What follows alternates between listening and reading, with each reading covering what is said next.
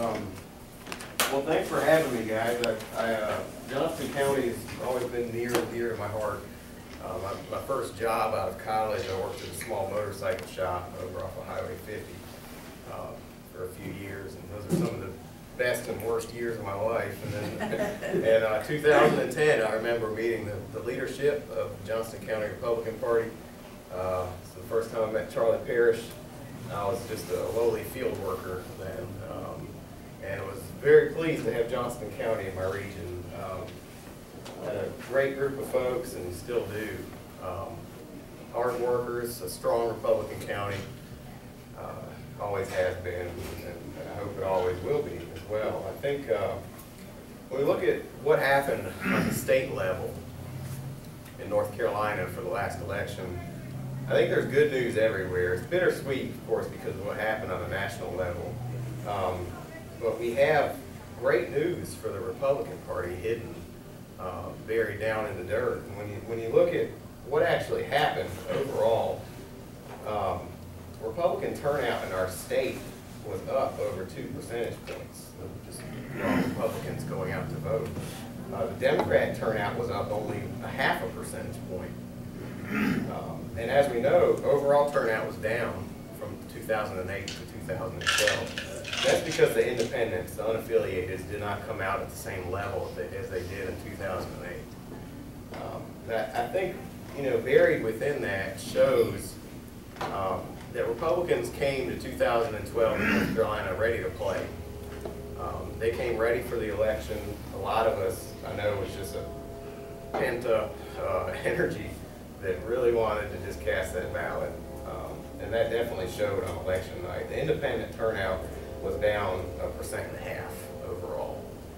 And that's what carried the whole turnout level down in our state. So it was nothing, the messaging problems, I think we all hear what went wrong on the national level. I firmly believe that North Carolina is completely isolated from that, based on what we've seen.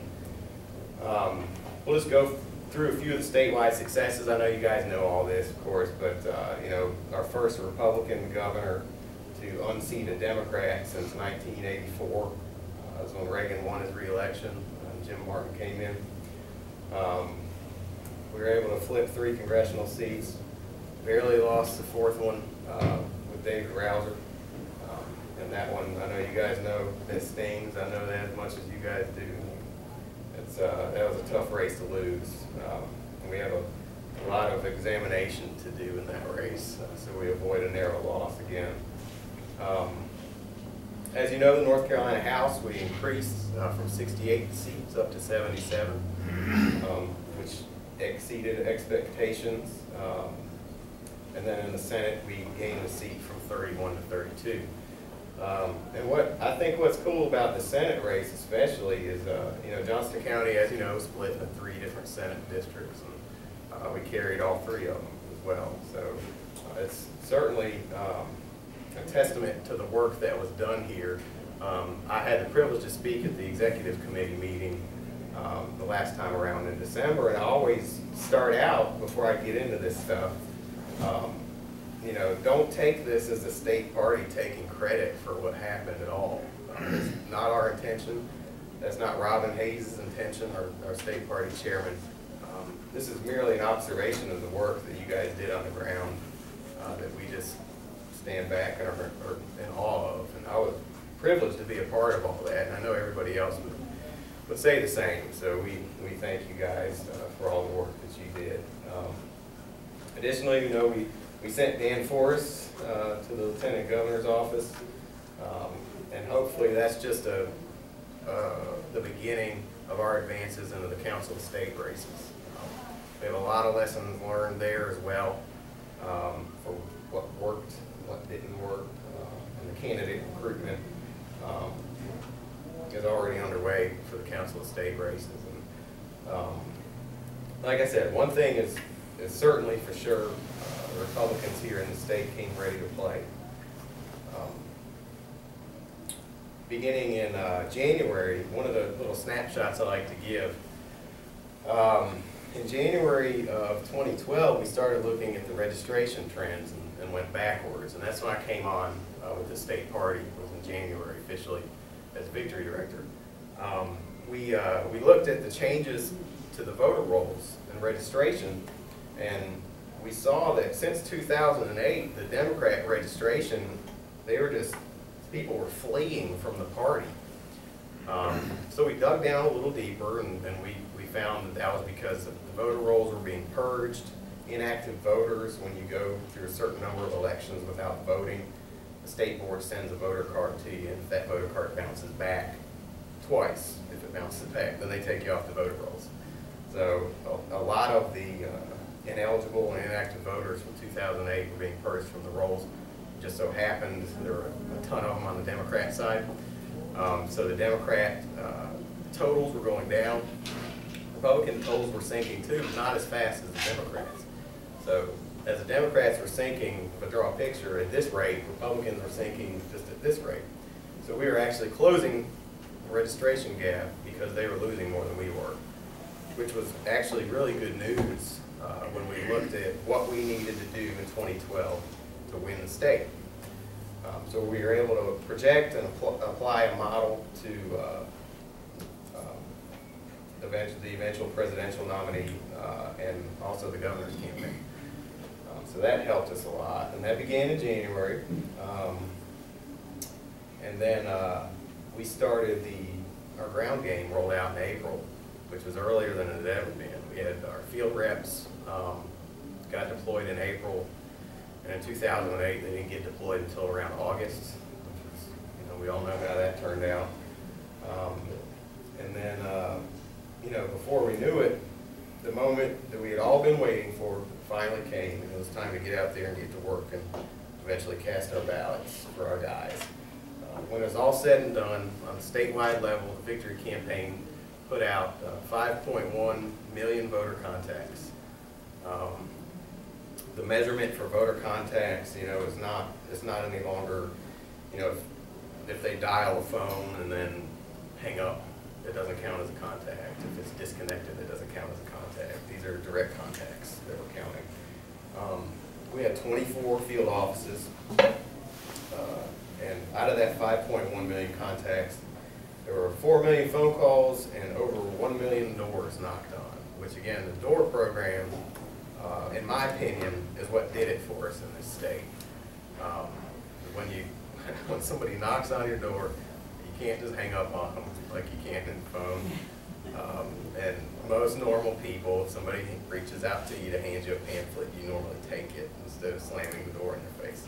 There were a lot of slammed doors in our faces, but overwhelmingly we reaped the benefits of a successful door program, which again, fully believe that's what did it for us.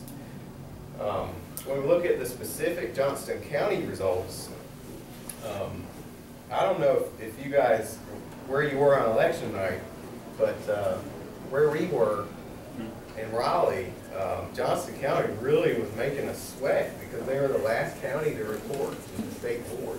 We had no idea what was going on in Johnston County. We were looking at the 7th congressional race. We knew, obviously, McCrory had it locked up. Then you had your guys like Dan Forrest, statewide, who was locked up in a dead heat. It was 50-50. And you kept looking, just staring at Johnston County was the last report. And finally, when they reported that put Dan Forrest over the top, he had an 11,000 vote lead. Later canvassed down to about 6,000. But golly, that was a nerve-wracking time. I'll never forget that, of course. But on the Johnston County level, good news everywhere. Romney won Johnston County with 63%. David Rouser won with 60%. McCrory won with 65%. Forrest with 61%. And all these, this one thing say, oh, all these guys won, that's great. All these guys also won the early vote period, which has never been done before. What's interesting with McCrory especially is that a statewide Republican has only won early voting one other time in the history of the state, and that was Richard Burr in 2010. So what we recognized, I think after 2008, we started making it a focus in 10, and then it was a major focus in 12 was advancing into the early vote period. When we were able to target and get specific sects of to go out and vote early. Again, that's another little piece that helped put us over the top in several races. So again, you know, for all these guys to win the early vote period, I think is absolutely outstanding. It's never been done before. When you go down the ticket and you look at all of the council of state guys, you know, even though they didn't win on the statewide level, they all won Johnston County. The lowest performing council of state candidate went with 53% of the vote in Johnston County. Just further proof we can count on Johnston County to come out strong. We already talked about it. We re-elected Brent Jackson in the Senate, and Buck Newton as well with the new districts. We won a new seat in Ronald Reagan at 12. We heard from our House members, Representative Daughtry and Representative Langdon. Sent them back to the House as well. I'm very proud of that. And we look at the first time that Republicans have controlled the executive House and Senate branches, and it's been 140 years. So not in anyone's lifetime has this been done, and hopefully we can carry on with this success. When we look at the contacts, I'm going to do a little bit more on contacts, and I'm going to get into the future of the party this year. So bear with me. But the way the contacts roll out in Johnston, our state board actually just gave us the full election file today. So we can't get into general election results from election day, so we can just look at early voting for this specific piece. But when we look at who voted early in Johnston County, of the Republicans that voted early in Johnston County, you guys contacted 9 out of every 10 early voters that were Republican, which is unbelievable. They either got a phone call or knock on the door. Yes, sir. How can we determine that? Because we can, when we look at any voter roll, what we get is the full name, address, and all the information of somebody that's voted. We don't know who they actually voted for, but we know registered Republicans who voted, who did. So, and then conversely with the Democrats, you guys actually contacted 5 out of every 10 Democrats that voted in Johnston County. So that, in my opinion, I think is a show of strength for the volunteer base that we were able to move through all the Republicans and the unaffiliated and move into the Democrats and target them. And then for the unaffiliated, 7 out of every 10 unaffiliated that voted early received a contact. Never been done before. It's totally unprecedented. I think that's something that might not be able to be duplicated in the future. It's so good. So definitely something to be proud of there. So you guys, you took care of your part, took care of your county. We took care of our state. So what's next? That's the big question of the day. We have statewide volunteer file now that we hit. We had over 20,000 active volunteers involved last cycle statewide, which is actually more than the whole volunteer file we had on for the state party combined. So that's looking back as far as the state party files go.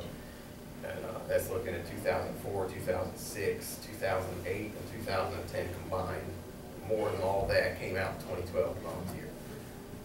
So what we've done is divided that list up by every county and put it back into the county parties, which again is something that, believe it or not, has never been done at the state parties level. So it has been done now, and our major focus is going to be growing and building our local parties and doing whatever we can from the state level to assist in making that happen.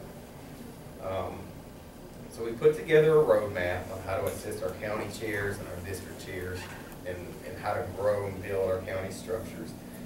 And the most obvious thing we're going to be working with are precinct chairs and county chairs in providing training manuals for them.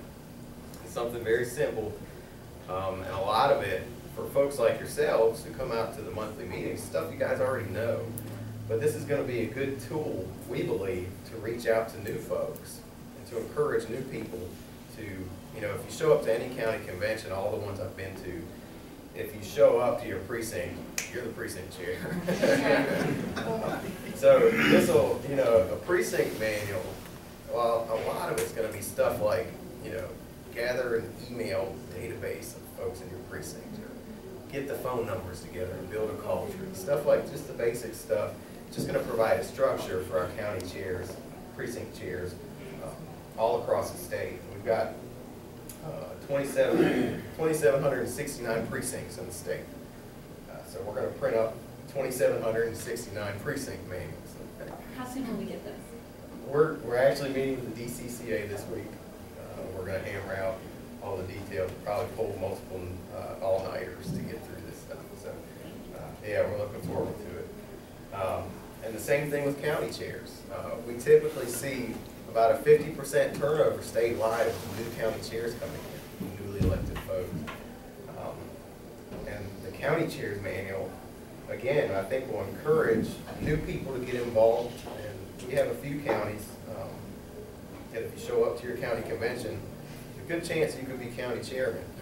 So, you know, some of the northeastern part of the state, the very furthest west parts of the state out in the mountains, it's you know, not as many people as we have here tonight. The manuals. We also want to start rolling out some training programs, which is in the works. At the executive committee meeting, we heard from a good friend, Tim Daughtry, that just went through a series that he does called Controlling the Political Narrative, which kind of outlines how the liberals beat us in arguments, beat us on messaging. And I think Tim Daughtry does a really good training session. We've been through it about, you know, as Republicans, we tend to play defense a lot instead of playing offense. And if someone accuses the Republicans of doing something, we say, no, no, look at what we're doing. That's not true. Look at what we do. So part of this training kind of flips the script on them, as they say, and shows us different ways to fire back. And then part two of that training session is to look at new media training. I know Denise is already doing a good job. He talked about it already, about you know, county structures having websites, having Twitter accounts, having Facebook pages. But one of the reasons why that's good is because it allows a quick message dissemination. So if, you know, as soon as something happens, you can post it to multiple outlets, and then it reaches so many people very quickly. So we want to go through an intensive training from the party's standpoint and train our folks on how to do this stuff. And train them, you know, best practices on how to run a Facebook page, a Twitter page, equip them to run their own county website, and provide the teaching materials. Funds will certainly be limited, of course, but we can find creative ways to get websites up and running. So, with the training structures, I can't speak highly enough of the, we have the DCCA, I called it before, is the District and County Chairman's Association, which works with the state party. It's made up of state party members, of course, but it's a cooperation of the county and district chairs that work on education for these positions. So we'll be partnering with them in a lot of these trainings to reach out to additional folks, encourage them to get involved, and better equip the folks that we have in leadership positions now across the state. The DCCA is already set up to do that. It's run by Bill Wright. He's a great guy. Bill, very close to Bill, that was actually the first campaign I was involved in. He ran for state house, and we got whooped. And that hooks me in politics, and I blame him for everything. So, the next part of what we want to do, which has not been done before, is to have a constant registration program. In North Carolina, we're in a unique position to have this much control. I use the word control loosely, of course, but to have Republicans in the governor's office and have majorities in the state house and state senate, The state party has the ability now to bring more people to the table, and we think we can spill that over into a registration program. And having a year-long effort to bring new Republicans to the table and to target people to switch to registrations. That's a program we want to roll out from the state party and then roll out into the counties as well. When I say switches, just to give you a few numbers, we have from the Victory program, we talked to so many people. We have a large amount that we know support Mitt Romney and supported Pat McCrory. So when we look at just the statistics, for unaffiliated, we have over 60,000 that have gone on record as supporting Mitt Romney. Statewide, we have 190,000 unaffiliated that we know voted in a Republican primary, either this past primary or the one before that. And these are going to be prime targets when we reach out to unaffiliated to try and convince them to switch parties. We know we already have something in common with them. Either they voted in a Republican primary or they supported one of our guys. So that could be our basis for outreach. And when we look specifically, just for example, in Johnston County, we'll be able to carve up that list and just send out the Johnston County portion of that.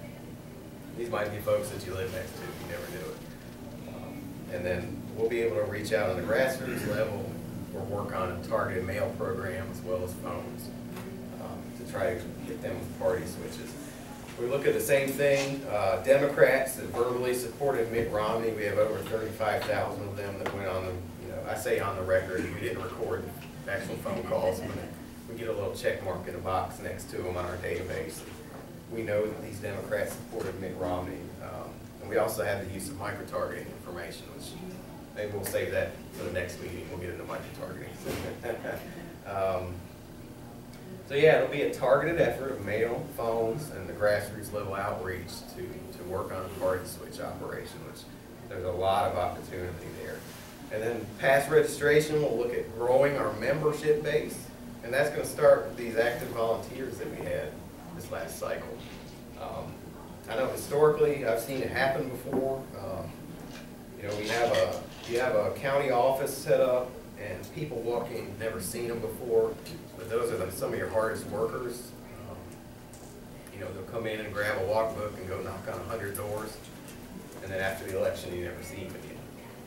So from the state level, we're going to be looking at these folks very closely to try and keep them involved, and also equipping our county structures to reach out to them as well, and just get them in, and not from a fundraising standpoint, but just come to your county meetings, come talk to your folks. We have a dinner happening, your Lincoln Day, Reagan Day dinners, maximizing on that volunteer participation, I think will go a long way. Building your party, of course, that. And then I think from a messaging standpoint from the state party, what we want to do moving into 2013 is just to do a better job of dispersing our accomplishments. I think could be a good start for us. So when we roll out all these programs, we have a training session. We need to get that message out to the rest of our county chairs and our whole email list to let them know different highlights, what's going well, maybe what's not working so well. And we'll have different counties highlighted through some of our messaging. So the registration stuff we'll be able to put out, if Johnston County is just exploding with registration and Republicans registering like crazy in Johnston County. We want to get that out and let people know about it and highlight it. So we'll be focusing on that, of course, and tracking the party changes and the registration trends, what's working and what's not. And then the final 3 programs that we will be rolling out is a statewide Rising Star program. We're going to be working through our district chairs of our 13 congressional districts, and we're going to have them give us like a Rising Star outline. So when these new folks come and join the party and they start to get involved, and every county has them, It could be young folks, old folks. You know, they come out for the first time and they're just hungry. You know, you can always see these folks that something happens and the switch is flipped and they're just ready to work. Those are the guys that we need to cash in on as a party. Give them things to do, highlight them, give them recognition. And not to sell anybody short that's been here year in, year out, of course, but the real focus is going to be growth and building on what we have. So that's why we want to focus on a Rising Star program. And then first time ever, we want to see a statewide internship program. Where we'll be able to reach out, you know, the state party headquarters is in Raleigh. We want to reach out to UNCW. We want to reach out to Western Carolina University in the mountains. And give students there an opportunity to have an internship with the state party. This is going to be a great way for us as a party to reach out to young folks, which we desperately need, to get them involved. And at the same time, we'll have markers for them to hit in the county party. So if you know, if we have for example, an internship at East Carolina University in Pitt County, some of the markers for them to hit will be through their county structure with the county GOP out there. And it'll be involvement, it'll be meeting attendance. We'll probably have them be heavily involved in social media. We want to roll out, if you've ever watched the Jay Leno program, you know that he does the, what is it, the guy on the street, where they just do street interviews. Something like that. You know, a kid in college would absolutely love to do that. You know, just go ask them just normal, regular questions and get them involved and have that be a part of their internship project to grow the base.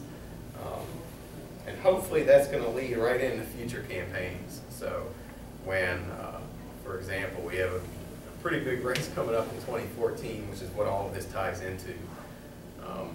You know, when that eventual primary winner decides to put additional field staff on, or when RNC comes in and wants to hire field staff, we're going to have a base that's already involved in their communities, already involved in the party, ready to hit the ground running. The contacts, the volunteer base, the friends, the family here in the area to come on and hit the ground running. And this whole thing, like I said, is the first year of a 2-year program that lays out a path to victory for us for the Senate race in 2014 to defeat Kay Hagan. That's absolutely the #1 priority, and hopefully what all of this leads into. And we do it, you know, it's starting today, growing our county structures. The state party is certainly here to serve you guys. That's my main goal as chief of staff. I know that's Robin's main goal as the chairman of the party.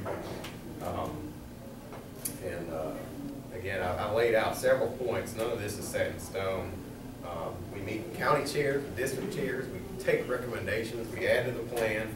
Sometimes we say stuff and they think it sounds stupid, so we scratch it off the plan. We don't do it. But the main thing is just keeping our eye on the ball. We want to grow and equip our base and win that Senate race in 2014. So that's all I've got for tonight. All right, well, thank you so much. Yeah, thanks for Thank you. having me.